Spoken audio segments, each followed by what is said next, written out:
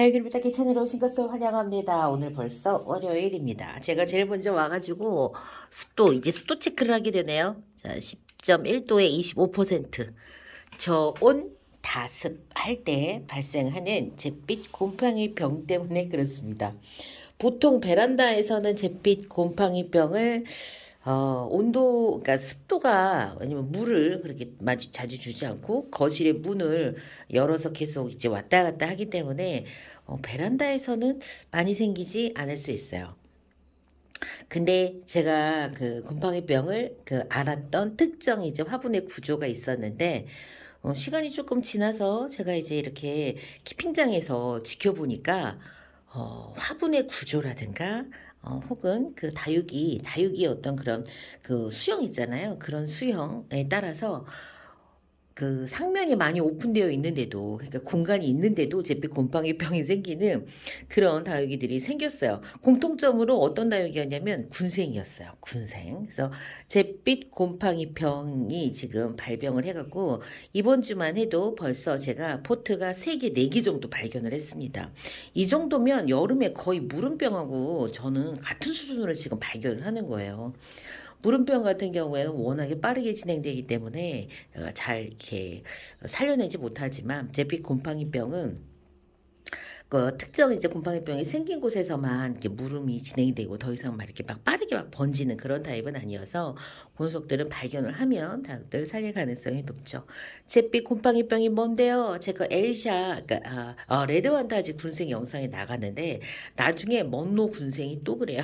그 먼노 군생도 제가 그리고 붉은 노을 군생에서도 일부가 발생을 해갖고 제가 그거를 이렇게 떼어줬거든요. 그래서 잿빛 곰팡이병 그게 뭔데?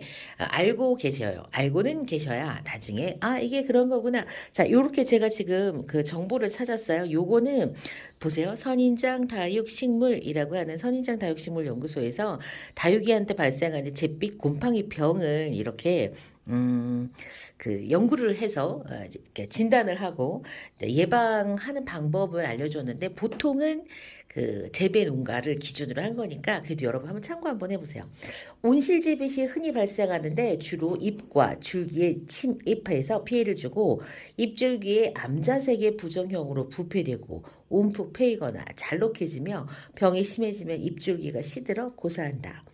습도가 높고 저온일 때 병반에서 먼지 같은 곰팡이 포자를 볼 수 있고, 심하면 전체가 갈변하여 죽고 그 부위에 잿빛 곰팡이가 많이 발생을 한다라고 이렇게 지금 하고 있어요.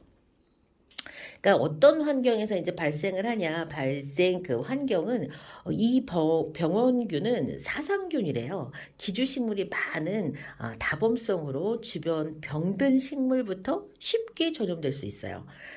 다습 조건에서 병든 포기를 장기간 방치를 하면 병든 부위에 잿빛 곰팡이가 이렇게 형성이 된다고 합니다. 외부 온도가 낮고, 딱 키핑장하고 재배하우스요. 외부 온도가 낮고 시설 내부의 온도가 높을 때 발생하고 공기에 의해 전염이 된다고 합니다. 특히 겨울이나 봄의 저온, 다습 조건에서 많이 발생합니다. 분생 포자의 비산이 1차 전염 원인이 되고요.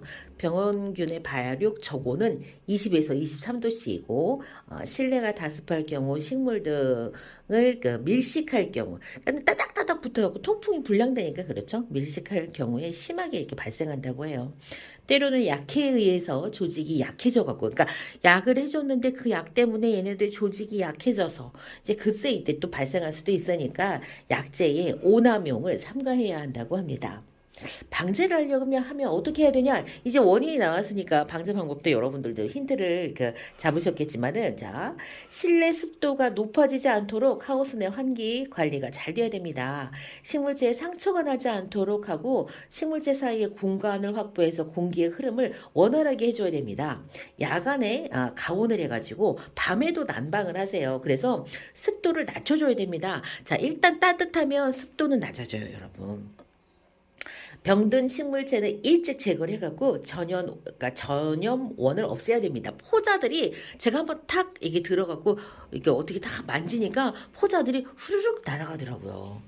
2월 중순과 12월 상순에 병의 만연을 막기 위해서, 그러니까 12월 초 12월 초에 한번 방제하고 2월 중순에 방제해서 봄에 이제 다들 관수를 막 하잖아요. 그래도 밤 기온이 낮으니까 이제 이 일교차가 많이 나고 관수를 하고 하니까 이제 다습의 조건이 맞춰지는 거죠. 이제 그래서 2월 중순에 그러니까 두 번 방제를 하네요.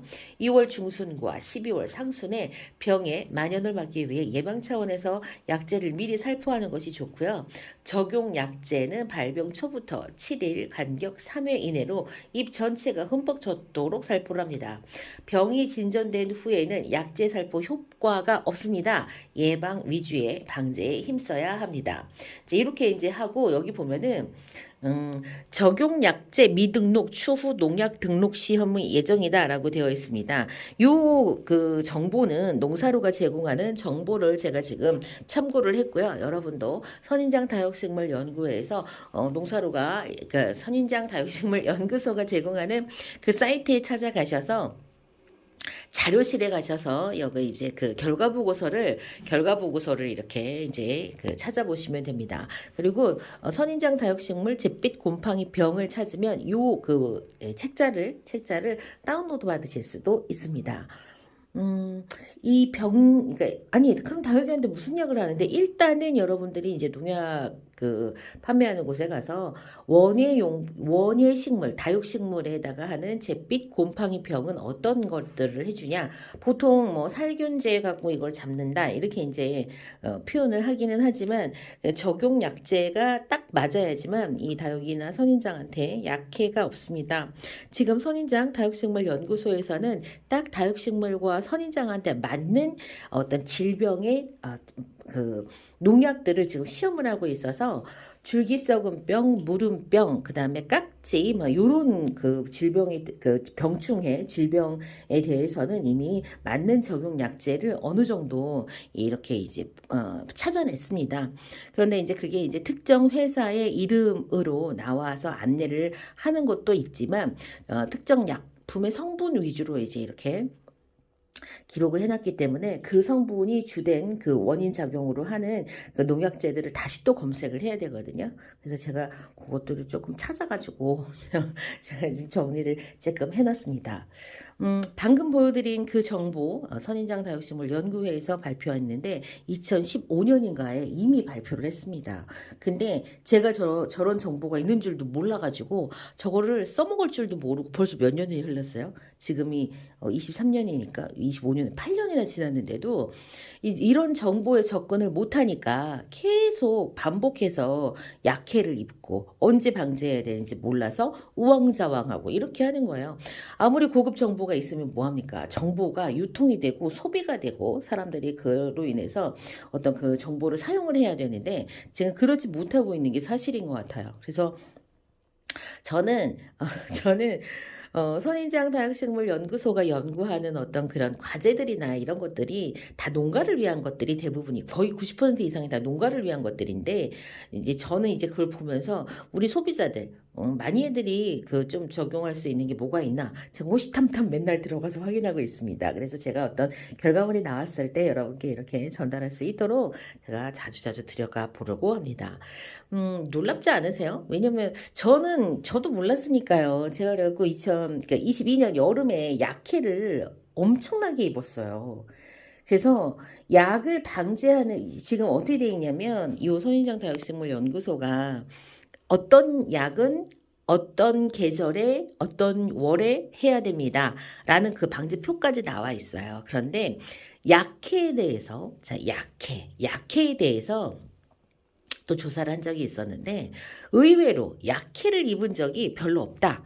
효과가 없는 경우도 있다. 막 이런 효과는 없는 경우는 있어도 약해가 있는 경우는 드물다라고 하는 농가의 어떤 그런 답을 들은 거예요. 그래서 약해 피해에 대해서는 아직까지 조사를 하지 않았어요. 어떤 약해 피해가 있는지, 왜 약해 피해가 있는지, 약해 피해가 없게 하기 위해서는 살포 전후 관리를 어떻게 해야 되는지에 관해서는 아직까지 연구한 내용이 없답니다. 그래서 제가 건의를 좀 해봐야 될 것 같아요. 그런 연구도 해주세요. 저는 어마무시하게 약해 피해를 입었으니까요. 이렇게.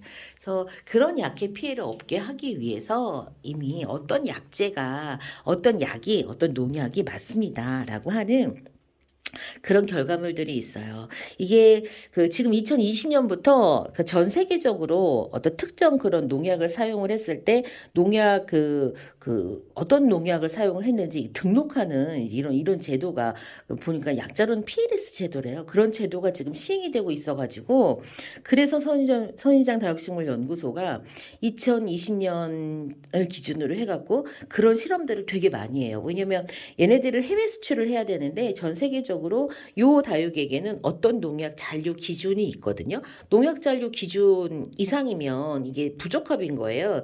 그래서 농약 잔류 기준이 없는 그런 식물들은 농약이 나오지 않아야 된다라고 하는 높은 기준을 갖고 있는 나라들이 너무 많아서 지금 이 농약에 대해서 특히 이제 우리는 뭐 해당 사항이 없지만 재배 농가 혹시 해외 수출을 대상으로 하는 그런 농가들은 특정 그 농약의 잔류 그 정도를 지금 계속 통제 관리를 지금 해야 되는 상황이 왔거든요.